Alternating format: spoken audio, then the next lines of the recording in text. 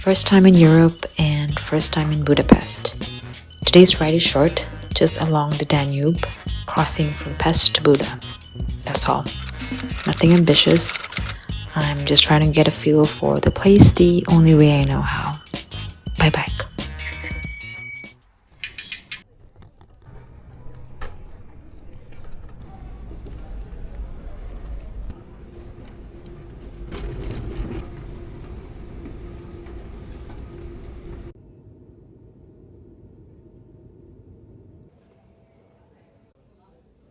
Being it the first time in this side of the world, well, except England, I definitely over-prepared on packing.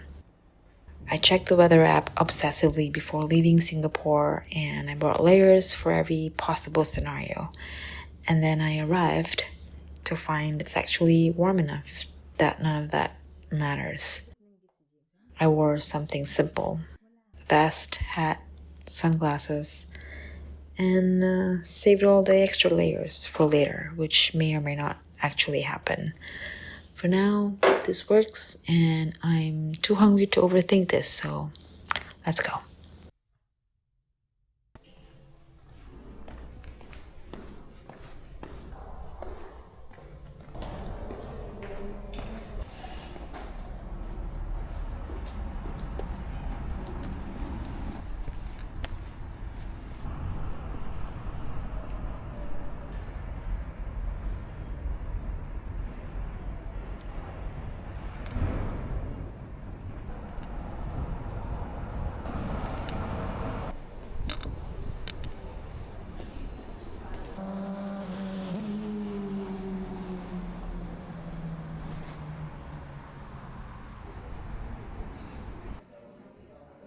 I started the morning at a cafe near the Parliament building that doesn't enforce tipping, which was refreshing. More importantly, they had genuinely good decaf lattes.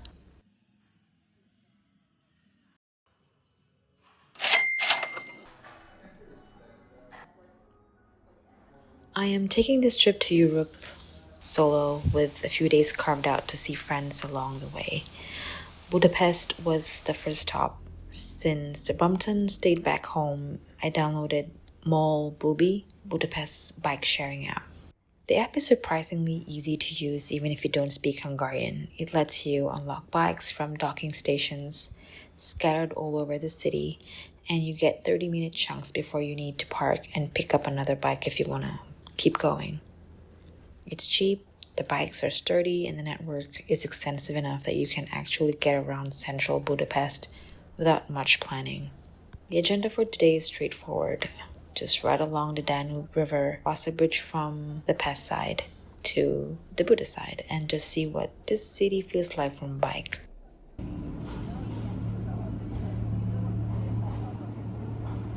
Yesterday, I spent an evening in this area with my friend who moved here for work. I spent the afternoon walking around during Budapest's car-free weekend, which happened during European Mobility Week in the last week of September.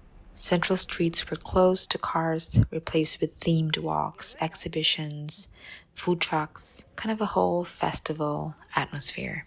It was great for walking, but I definitely had a moment of regret about not having my bike. Could have easily unfolded it and covered way more ground. But that day was about enjoying a slower pace with my friend who haven't seen in a decade, so walking made sense.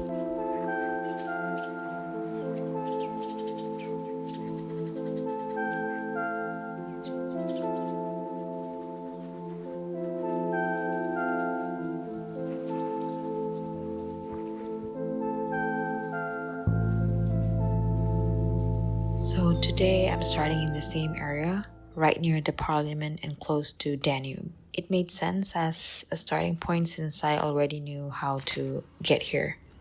And there's a booby docking station just around the corner from the metro station. Picked up a bike, adjusted the seat height, and just like that, we're off. It's very satisfying to start a ride in a place that's already a tiny bit familiar but still largely fresh for new things to see and marvel at.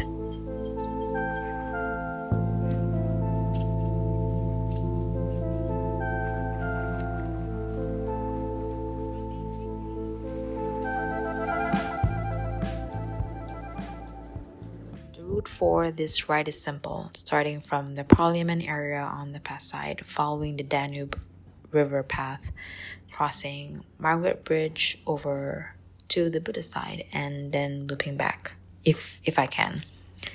It's not long, maybe half an hour of actual cycling, but it covers enough ground to get a sense of both sides of the river and how the city's all laid out.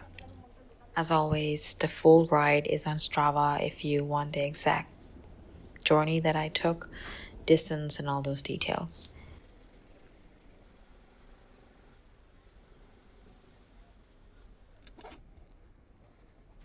The only real limitation the app has is this 30-minute cap before you have to dock and pick up another bike.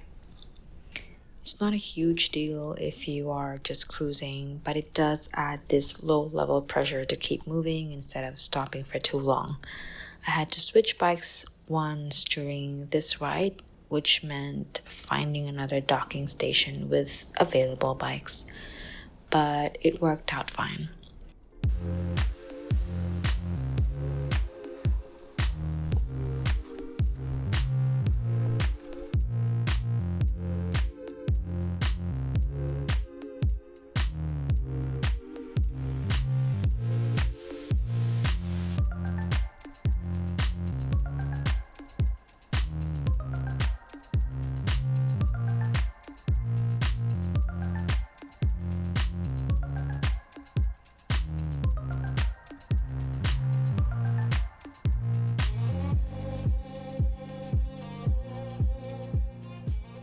Crossing Margaret Bridge, I had a brief moment of temptation to detour onto Margaret Island, which sits in the middle of the Danube and is supposed to be this lovely green space.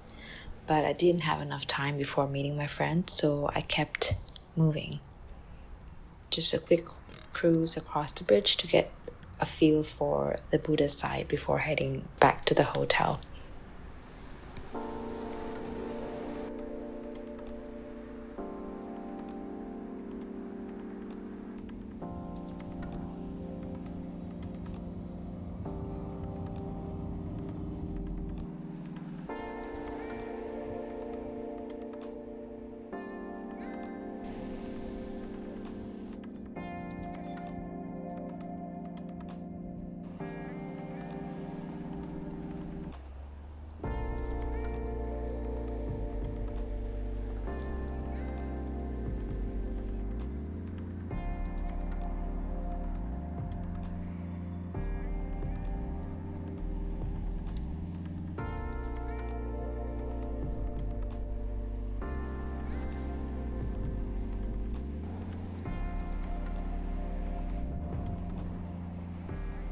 The real regret here isn't about the ride itself, it's how short everything is. The ride is short because I'm rushing to get back to the hotel. My Budapest stay is in itself short because I'm squeezing this trip into a limited window.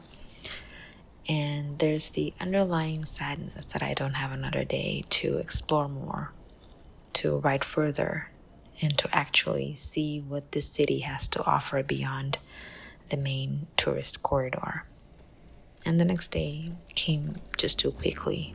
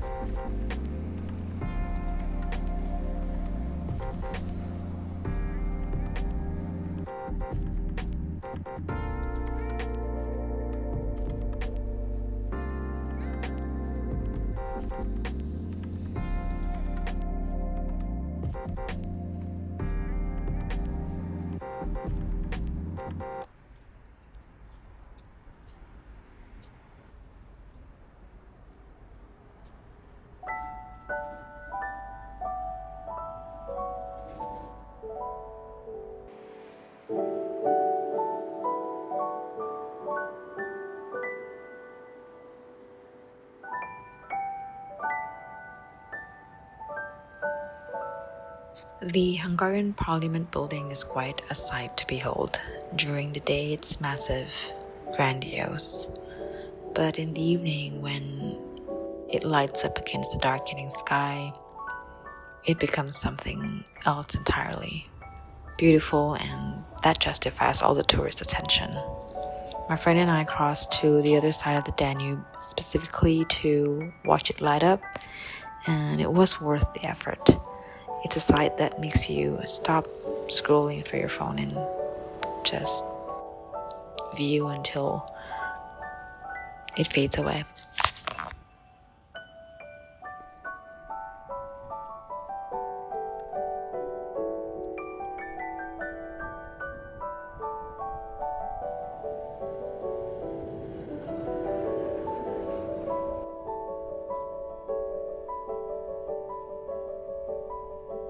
I tried to make up for the short time here in the form of a long walk up the Gellert hill after my friend got off work. It's not a bike ride, but it's a movement, I guess, and seeing things in a slow pace still counts.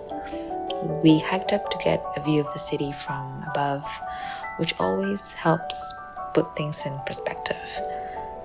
After the climb, we found dinner somewhere in the area and catch up over good food after a really, really long walk. It felt like the right way to close out the limited time I had there.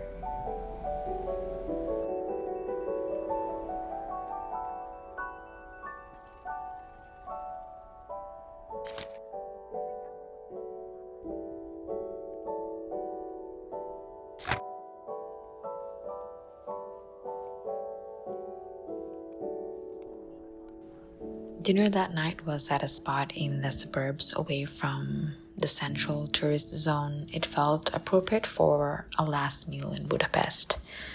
Quieter and more secluded. This was my last night here, and tomorrow I'd be on a plane to the next city. There's always this bittersweet feeling on last nights where you already have gone mentally, but still trying to stay present.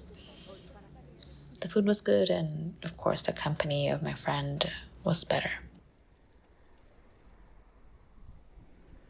And that was Budapest. My friend and I parted ways at breakfast, and I made my way to the airport. Short stay, short rides, but enough to get a feel for the city and reconnect with someone dear to me. If you're planning a Budapest trip and wondering if cycling is worth it, the answer is yes. There's the option of you bringing your bike or the Booby app if there's no other choice. I'm sure there's plenty of rental bike places to choose from as well.